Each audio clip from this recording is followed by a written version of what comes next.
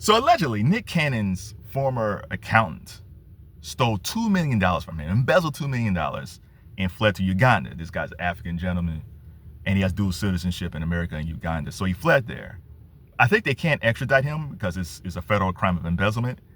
But because the rules are kind of funky, it might be a long time before they extradite him out of Africa. So that guy's going to be chilling there for a while. But he will pay for his sins. He will pay. The funny thing is, I was watching reactions to it, and I saw Tisa Tells. And Tisa was kind of funny. She was saying, like, he was so busy having kids, he didn't see $2 million lost out of his account. Now, there might be some truth to that, because the embezzlement took place between 2019 and 2023. And he had 10 kids during that time span. I think he had like 4 kids in 2021 and 5 in 2022. It's like, Nick, no. But I want to defend Nick on this. Him having a bunch of kids, yes, it was a distraction. He was out there. However, there's a lot of artists who didn't have a bunch of kids like Nick Cannon, and they lost even more money than Nick Cannon. Nick actually got off kind of easy. $2 million to you and me is a lot, but compared to some people, it could have been far worse. Like, for instance, Billy Joel. Billy Joel sued his former manager $90 million. So his first wife was not Christy Brinkley. His first wife was actually his manager. They were dating, and then he didn't have a manager, and she just said, well, I'll do it. And we wouldn't know Billy Joel the way we do today if it wasn't for his first wife. But Billy had a drinking problem, allegedly, and his wife, I think she said she didn't want to see him die. There's a great documentary about Billy Joel. Go watch it. And she divorced Billy because she didn't want to see him die. So he lost his manager, who was his wife, who was the best thing that ever happened to him. But his brother-in-law also worked with his wife, and he made his brother-in-law his manager. Well, his brother-in-law was not his sister. His sister was a genius. This guy, I don't know how much money he stole from Billy, but to sue your brother-in-law for $90 million, that's crazy. And this is one of the reasons why I think Billy stayed on the road for so long. He's fine now, but I think he had to tour for a lot of years, even more so, because he had to recoup that money. So Billy Joel, who didn't have a ton of kids, he had to sue for $90 million. Sting, we all love Sting. Sting's on, he's touring right now. Sting, he had to sue his manager back in the 90s for $9 million. And Sting was with his wife, Trudy. Sting had some kids, but not a bunch of kids like Nick Cannon.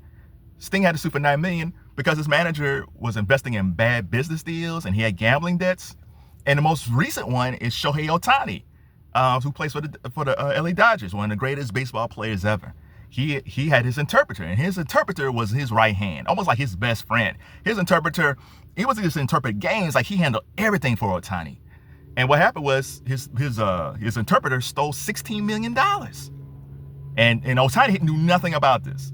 Because when Ohtani was with the Padres, I think the Padres, no offense to them, I don't think their system wasn't as stringent as the Dodgers. So when he signed from the Padres to the Dodgers, I think the Dodgers probably got like a system like the NBA. Because if you hear about the NBA, they don't have these types of money issues. Like, you never hear about LeBron and these guys having money stolen, because I think they have a very rigid system, or whatever system they have in place helps their players.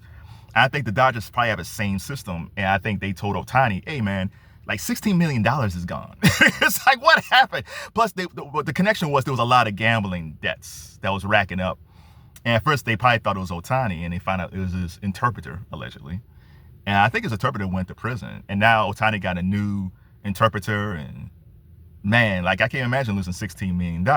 So, and again, Ohtani is married, but I don't think he has 12 kids like Nick Cannon. It's like, it has nothing to do with Nick Cannon having a bunch of kids. It's just, when you're in that rarefied air, when you're making a lot of money, you got to trust somebody with your money. I mean, for Nick Cannon, he got Wildin' Out money. I mean, he's creator, executive producer, and all that for Wildin' Out. He's executive producer and host of The Masked Singer. He's in his incredible productions. He has his radio show. There's a lot of streams of income coming in. And even if you say, like, I'm going to be hands-on, unless you're an accounting wizard, you have to trust somebody. We never hear any money problems with Tom Cruise, because Tom Cruise, whoever handles his money, you have to trust this person. Sting trusted his business manager. Billy Joel trusted his brother-in-law. Shohei Ohtani trusted his interpreter. Nick Cannon trusted this accountant who he's been with for, I guess, since 2018, 2019. You got to trust somebody. And sometimes you trust somebody and they steal your money, or sometimes you trust somebody and they make even more money. Nick, unfortunately, got the latter. So no, it's not about him having all these babies. Now, I will say, the kids are going to be an issue down the road. Like right now, he's paying a lot of child support, but it's going to be an issue down the road. It's because of time. His oldest, the twins he had with Mariah, they kind of can discuss this because, he just doesn't have as much time to spend with the twins just because he has these other kids.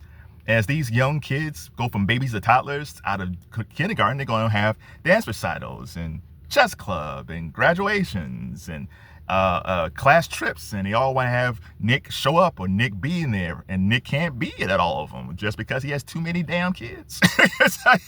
And I think that's why he finally stopped. So Tisa Tells is kind of right about Nick, but is that the main reason why he lost $2 million? No.